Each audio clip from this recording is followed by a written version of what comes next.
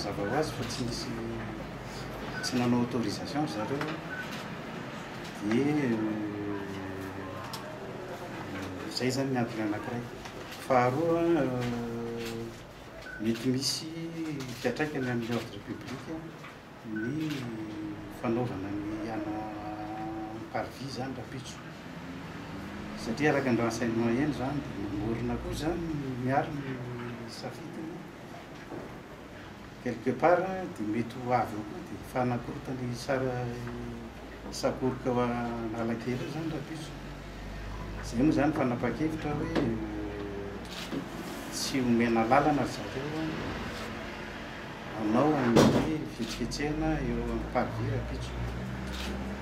Zay zany io zany efa misy voie de recours légal ny zavabe ny voalazan'ny loi organique 2018/009 relative à l'élection présidentielle manana 2 jours francs zareo anaovana recours devant ny ACC zany raha ohatra ka misy zavatra tsy mety anatin'ny fifidianana tsapan'zareo zany ka tsy mety.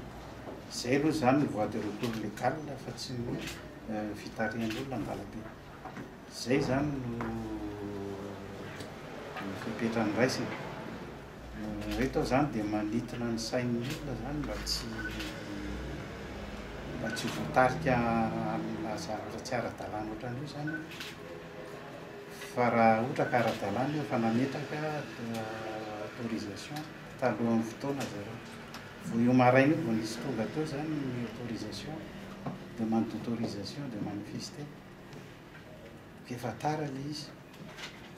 Izay manko le dia efa frappé d'irrecevabilité zany pour forclusion laza azy raha ny jargon administratif nefa taran'le délai légal zany no fametrahana ny demande dia efa frappé d'irrecevabilité.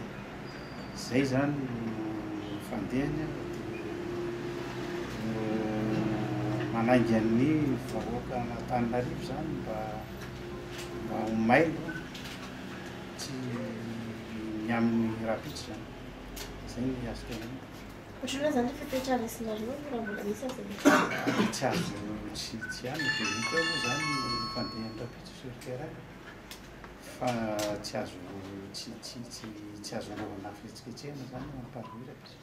manao arrestation zay zany nareo raha toka tsy mbola misy resaka an'izay indray aloha.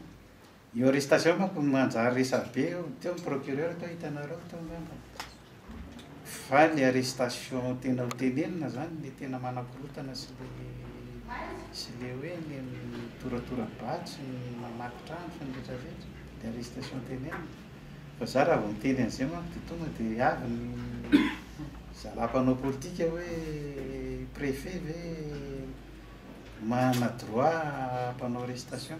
Io zany azavaina tsara fa ny décret 84/056 mikasika ny OMC dia misy procureur ao anatiny ao OMC décision collégiale noraisina ao anatin'ny OMC.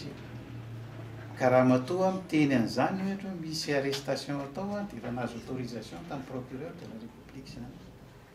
Zay zany tokony ho fantatry ny olona fa izaho général sy ma-administrateur civil tsy manana droit ampisan'olona zany fa tsy sur ordre ny procureur.